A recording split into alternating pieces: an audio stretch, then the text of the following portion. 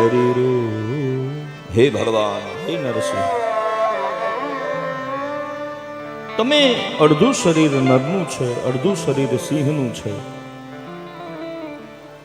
ન પૂર્ણ કરુણા આપની અંદર દેખાય છે, ન પૂર્ણ ક્રોધ આપની અંદર મને દેખાય છે. મને પ્રહલાદ બોલે છે, નાયમ નરહ, ન નર છે ન સિંહ છે. નર પણ છે ને સિંહ પણ છે.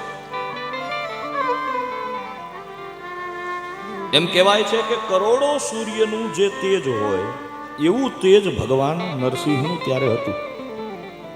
તપેલું, કોપાક્રાંત છે.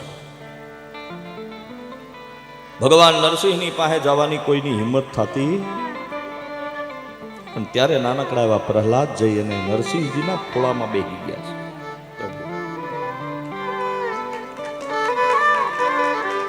ભગવાન નરસિંહે પ્રહલાદને લઈ અને પોતાની જીભ વડે કરી અને ચાટવા લાગ્યા છે. માથે હાથ ફેરવે છે. પ્રહલાદ, બેટા તારી હાટું જ હું આવ્યો છું. માગ માગ, તારે શું જોઈએ? પ્રહલાદ કે મારે કઈ માગવું નથી, અને જો તમારે દેવું હોય ખરેખર તો કમિટેડ થશો, હું તો અઘરું માગીશ. બોલો નારાયણ. બેટા માગ, તું આજ જે માગ એ આપું. બોલે બાપજી, અમે તો અસુર કુળના બાળકો કહેવાય, અમે અપવિત્ર માણસો કહેવાય. તમે અમારા આંગણે આવ્યા, અમને ધન્ય કર્યા, એ જ અમારું સૌભાગ્ય છે.